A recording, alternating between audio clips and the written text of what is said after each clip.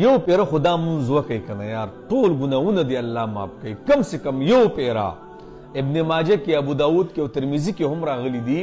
چې نبی اسلام خپل تر ته ډیر تاکید د دې مونږ کو کنه او تر عباس سے وایي چې نبی اسلام خو ما د چرته هم داسې دومره تاکید او دومره زور نه راکړي چې دا مال سره راکړي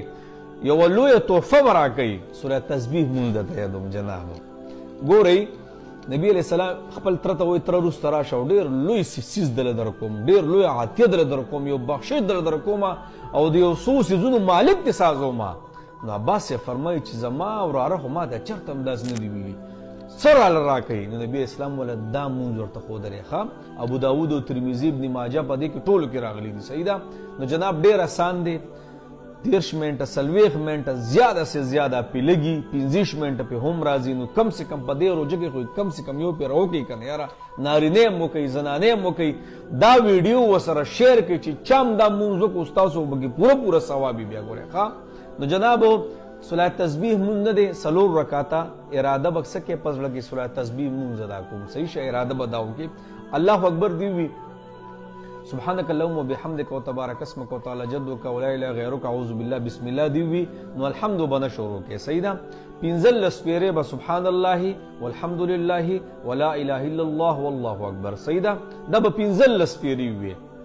بیا پس الحمد لله رب العالمین ولد والین امین دی وی بیا به پس سورت دی وی سورت پس به بیا رکوع لنزی بیا به لسپیره دا کلمه وی بیا چې کله رکوع لاړ شي رکوع کې دی غدر خپل تسبیحات وی نو بیا به د هغې نه پس لس پیرې دا سبحان الله والحمد لله ولا اله الا الله والله اکبر وی بیا چې سمع الله لمن حمده ربنا لك الحمد دی وی نو وبدرېږي بیا به لس پیرې دا کلمه وی بیا چې کله سجدې له لاړ شي او کوم درې تسبیحات خپل وي د هغې نه پس په بیا لس پیرې په سجده کې دا ووی بیا چې سجدې کله راپاسې نو سجدې له به نه ځي دویمې له بیا به کښېنې او بیا به لس پیرې دا ووی او بیا چې کله سجدې له دویمې له لاړ شي نو بیا به دا لس پیرې څه ووی دا به پوره کړي صحیح ده نو جناب دغه شان دا یو رکعت دی بیا چې کله الله اکبر دی وي ودرېدي نو بیا به پنځه لس پیرې ووی نو دغه ترتیب سره څه دی دا به 4 رکعتونو کې څه کې دا ټول تسبیحات پکې او چې کله دې دا وکړو انشاءالله بیا پې دعا وغواړه چې څه دعا غواړې الله جل شانه به قبلې ښه او الله به دې څه وکړي دا ټول ګناهونه معاف کړي نو په خبره پوه شي سبحانک اللهم نه پس الحمد نه